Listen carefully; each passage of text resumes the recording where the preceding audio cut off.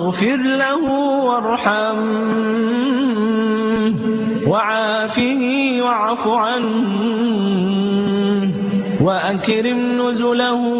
ووسع مدخله واغسله بالماء والثلج والبرد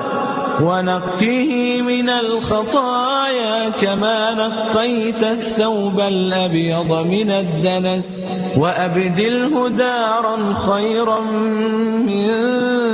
داره وأهلا خيرا من أهله وزوجا خيرا من زوجه وأدخله الجنة